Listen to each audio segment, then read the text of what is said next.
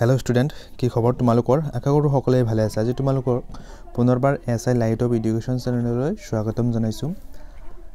এইটো ভিডিঅ'ত most important কিছুমান কথা লৈ আহিছো তোমালোকৰ কাৰণে, যেহেতু তোমালোকৰ এক্সামৰ মাথো এমাহ সময় আছে মাজত, আৰু এই সময়খিনি কেনেকৈ ষ্টাডি কৰিলে তোমালোকে ভাল নম্বৰ লাভ কৰিব পাৰিবা সেই বিষয়ে তোমালোকৰ লগত আলোচনা কৰিম। আৰু মই ইয়াতে অলপ ৰুটিন তোমালোকক দেখাই দিম। সেই ৰুটিন মতে তোমালোকে যদি পঢ়া তোমালোকে ভাল ৰিজাল্ট কৰিব পাৰিবা।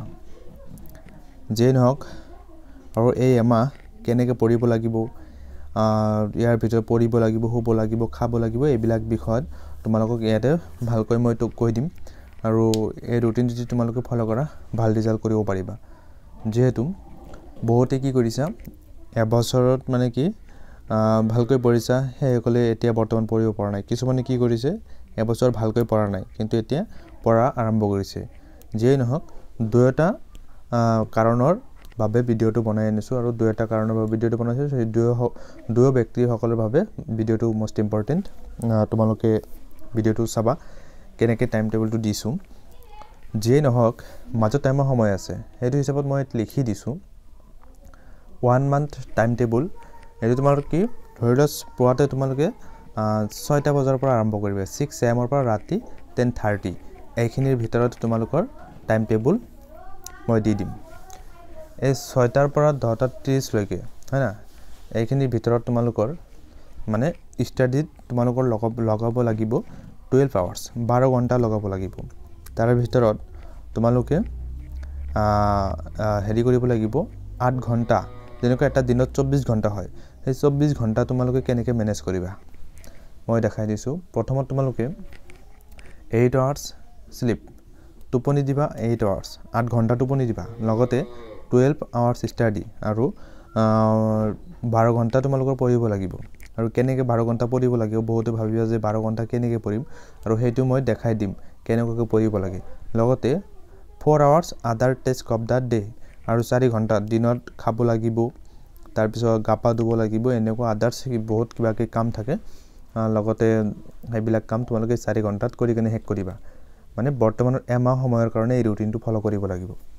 যিয়েই নহওক তোমালোকক ৰুটিনটো মই দিছোঁ, আৰু এই এমাহৰ ভিতৰত 15 তাৰিখৰ পৰা 31 তাৰিখলৈকে এইকেইদিন তোমালোকে কেনেকৈ পঢ়িব লাগিব, এইকেইদিন পঢ়াৰ সময়টো মই কৈ দিছোঁ। এইকেইদিন পঢ়িব গ'লে তোমালোকৰ সপ্তাহত 7 দিন ধৰি লোৱা, সেই 7 দিনৰ ভিতৰত পাৰ ডে এটাকে ছাবজেক্ট তোমালোকৰ পঢ়িব লাগিব। যেনেকুৱা ছাপ'জ আজিৰ পৰা তোমালোকে ষ্টাৰ্ট কৰিলে, ছাপ'জ সোমবাৰৰ পৰা ষ্টাৰ্ট কৰা, সোমবাৰৰ পৰা আৰু এটা সোমবাৰ মানে এক সপ্তাহত 7 দিন হ'ব। সেইকেইদিনৰ ভিতৰত তোমালোকৰ ছাবজেক্টটো 6টা হয়।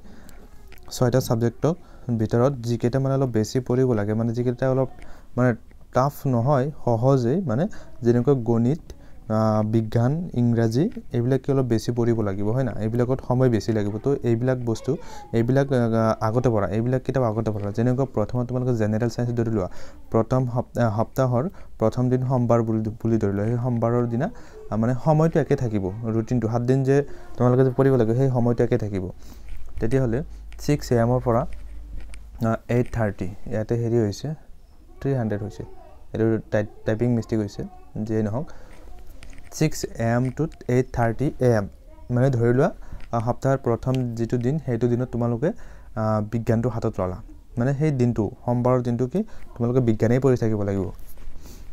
তাৰপিছত মাজত 1 ঘণ্টা গেপ ৰাখা, বাকী তোমাৰ কৰিব থাকিলে সেইখিনি তোমালোকে কৰিব পাৰিবা। লগতে কি 9 AM to 12 আফটাৰনুন, 9 বজাৰ পৰা 12 বজালৈ তোমালোকে কি কৰিব লাগিব, কুৱেশ্যন পেপাৰ সলিউশ্যন। যেনেকুৱা তোমালোকৰ প্ৰি বৰ্ডৰ এক্সাম হৈ গৈছে, তেনেকুৱা ধৰণৰ এনি ডিষ্ট্ৰিক্ট, যিকোনো ডিষ্ট্ৰিক্টৰ কুৱেশ্যন পেপাৰ তোমালোকৰ লগতে আছে, সেইবিলাক তোমালোকে কালেক্ট কৰিছা। সেইবিলাক কুৱেশ্যন পেপাৰ তোমালোকে 3 ঘণ্টা, যেনেকুৱা তোমালোকে এক্সাম দিয়া যায় 3 ঘণ্টা এক্সাম হয়, ছেম এক্সামৰ নিচিনাকৈ তুমি 3 ঘণ্টা সেই কুৱেশ্যন পেপাৰটো লৈ কিনে তুমি নিজে পৰীক্ষা কৰা। যিহেতু ইয়াতে প্লাছ পইণ্ট থাকিব কি, ফাৰ্ষ্ট পইণ্টটো থাকিব তোমাৰ লিখাটো মানে বহুত স্পীড হ'ব, যেনেকৈ 3 ঘণ্টাত মেকআপ কৰিব লাগিব লিখাখিনি। যিহেতু তোমাৰতো সময় নিদিয়ে, 3 ঘণ্টাৰ বেছিতো সময় নিদিয়ে। যিয়েই নহওক সেইখিনিৰ ক্ষেত্ৰত তোমাৰ প্লাছ পইণ্ট হ'ব। তাৰপিছত তোমালোকৰ হ্যান্ড ৰাইটিংটো ভাল হ'ব লগতে তাৰে ভিতৰৰ পৰা তোমালোকে যিকেইটা কুৱেশ্যন পেপাৰ তোমালোকে সলিউশন কৰিবা বা প্ৰিভিয়াছ ইয়াৰ কুৱেশ্যন সলিউশন কৰিবা তাৰে পৰা তোমালোকে কি পাবা যে কমন পাবা যেতিয়া তোমালোকে কমসে কম 10টা ডিস্ট্ৰিক্টৰ কুৱেশ্যন পেপাৰ প্ৰতিদিনে সাপোজ বিজ্ঞানৰটো আজি কৰিলা অহাকালি মেথছৰটো কৰিলা এনেকৈ যেতিয়া কৰি যাবা এইবিলাকৰ পৰা তোমালোকৰ কি কুৱেশ্যন কমন থাকিব যেনেকৈ ইয়াতে কি 6 AM ৰ পৰা 8:30 AM লৈ জেনাৰেল সায়েন্স পঢ়িব লাগিব আৰু জেনাৰেল সায়েন্সৰ যিবিলাক কুৱেশ্যন পেপাৰ আছে প্ৰিভিয়াছ কুৱেশ্যন যিয়েই নহওক সেইবিলাক কুৱেশ্যন তোমালোকৰ সলিউশন কৰিব লাগিব কেই ঘণ্টাৰ ভিতৰত 3 ঘণ্টাৰ ভিতৰত 9 বজাৰ পৰা 12 বজালৈ নেক্সট ধৰি লোৱা 12 বজালৈ তোমালোকে কৰিলা 12 বজাৰ পিছত 12 বজাৰ পৰা 1:30 লৈকে 1:30 PM লৈকে তোমালোকে গাপা দুৱা কিবা কি কৰা কৰি থাকা এটো কি বহুত 2:30 পৰা 2:30 PM ৰ পৰা 4:30